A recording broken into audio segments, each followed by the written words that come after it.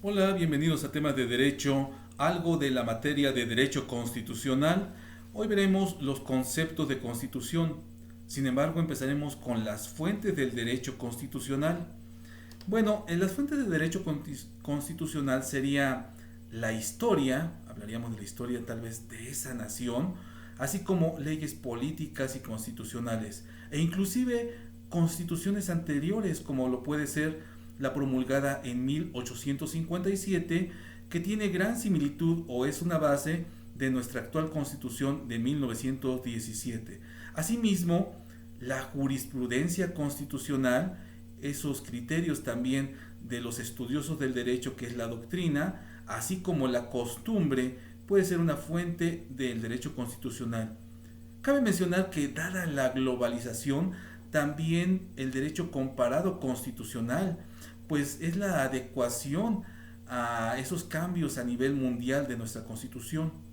Y bueno, para empezar con algunos conceptos, vamos a parafrasear eh, algunos, algunos pensamientos de los juristas y pensadores jurídicos, empezando por Fernando Lasalle. Básicamente para él la Constitución es la ley fundamental y a partir de esta ley se deberá informar y engendrar las demás leyes ordinarias basadas en ella. Palabras más, palabras menos. Hablaremos ahora de Carl Smith. Dice que la Constitución surge mediante un acto del poder constituyente. Es un elemento básico para que exista una Constitución. El pensador Hans Kelsen habla de que es el documento legal supremo. Una aportación importante de este gran pensador, aunada a la de Hermann Heller, que le da tres matices que me permito destacar en este momento. Para Heller es una ciencia de la realidad. Fíjense qué interesante, porque él habla de que es la efectividad de la conducta de los hombres en sociedad. Habla del deber ser, de esa interacción social. En un segundo punto, Heller menciona que es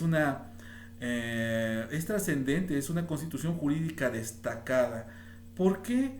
Porque es un plan normativo. Fíjense, es un plan de normas que va a trascender de generación en generación. También menciona que es un documento codificado, legal y supremo. En consecuencia es una constitución escrita. Sabemos que no todas las constituciones son totalmente escritas ni totalmente consuetudinarias, pero para Heller evidentemente debe ser un documento codificado. Pasemos a otro pensador que se llama André Jauregui. Habla de las reglas en materia de gobierno, así es la Constitución, simplemente reglas en materia de gobierno y de la vida de la comunidad, concreto y conciso, no alejado de varios conceptos que tenemos en estos tiempos. También Santi Romano habla de que la Constitución es una parte que forma la estructura esencial de un Estado.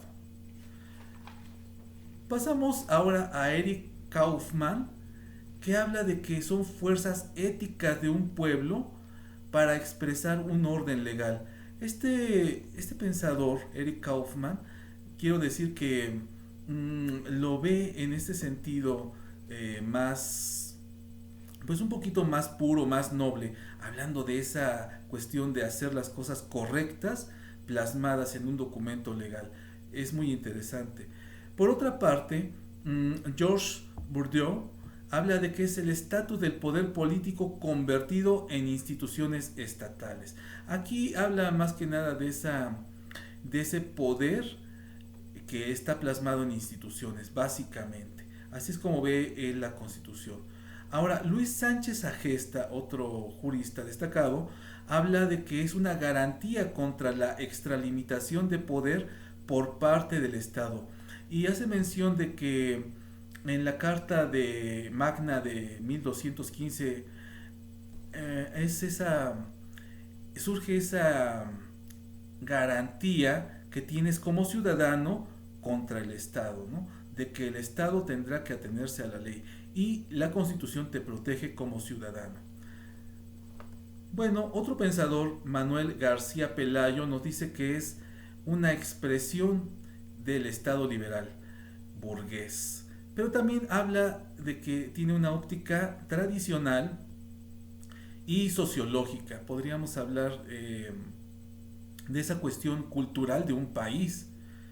Robusteciendo lo anterior, hablaríamos de Emmanuel Sieyès, que habla de una manera romántica acerca de la Constitución, diciendo que es la manera de ser de la nación.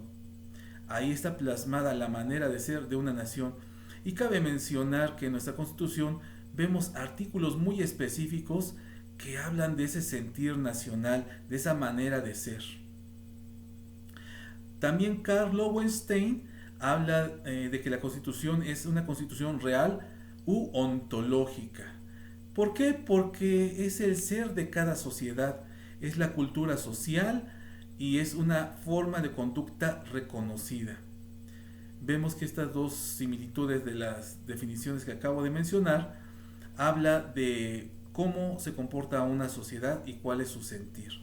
Podríamos decir que los puntos destacados de todo esto es de que, pues al final del día, la Constitución es una norma suprema que está elaborada por un poder constituyente, que la sociedad se dota a sí misma de una norma superior que maneja el deber ser, esa conducta del hombre en sociedad y de esa interacción que debe de tener. Asimismo, mencionan varios de esos conceptos la trascendencia de la Constitución porque es un plan normativo que trasciende de generación en generación. También parafraseando, otra cosa es de que es un documento codificado, escrito, que hay reglas de gobierno porque se manejan ahí los órganos del Estado, su estructura política, social y económica, hablando de esos poderes ejecutivo, legislativo y judicial. También podemos decir que es un orden legal surgido de fuerzas éticas.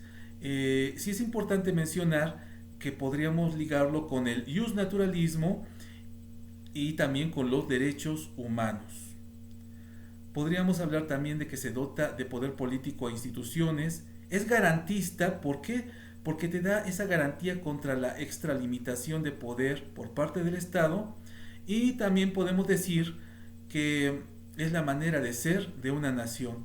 Hablemos de tradición, de sociedad, de cultura social, de esa normalidad normada, porque así ya es normalmente como se comporta la sociedad. Pues ya nada más para redondear esto como concepto, entonces podemos decir que es la norma suprema elaborada por el poder constituyente y el pueblo en ejercicio de su soberanía, y que son reglas de funcionamiento básicas de una sociedad y articulando a toda la estructura política, social y económica de esa sociedad, de esa nación. Bueno, pues hasta aquí este tema de los conceptos de constitución, parafraseando a algunos pensadores y juristas, y hasta aquí dejamos este tema. Espero que haya sido de utilidad y nos vemos en la próxima. Gracias.